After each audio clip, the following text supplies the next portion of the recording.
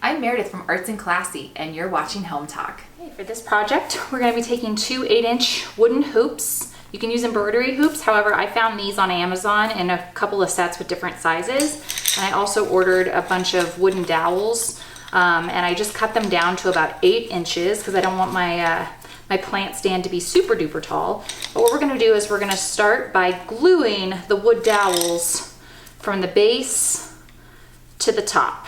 And then we're going to go all the way around with this. So I'm going to be using my handy dandy glue gun. And we're going to start by doing a dab of hot glue.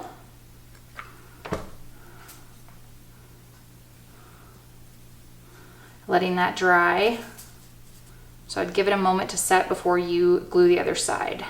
So we're going to let that set, and then we're going to go all the way around with these wood dowels spaced about 1 inch apart from one another.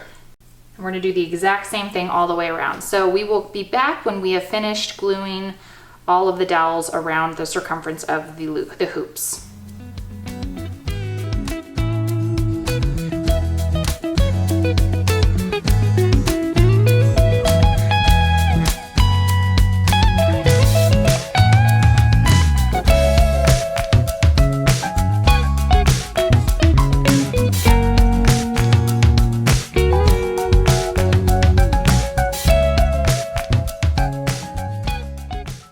Step, I am taking all 3 pieces outside so there's enough ventilation, and I am going to be spray painting them with a gold metallic spray paint.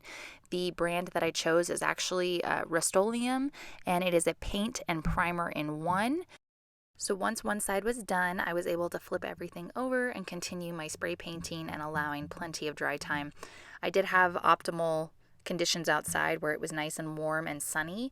If for some reason you are in a colder climate, or perhaps it's damp outside, I would recommend doing this indoors, perhaps in a garage space, but making sure you have enough ventilation to make sure you're not inhaling the fumes. But overall, this was a relatively easy step. All right, now that everything has been painted, I'm going to actually assemble everything, and we're going to show you what the aftershot looks like. So stay tuned for that.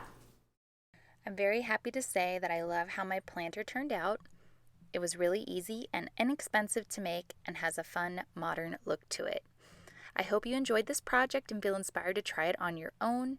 Thank you so much for watching Home Talk, and I will see you in my next episode. Bye!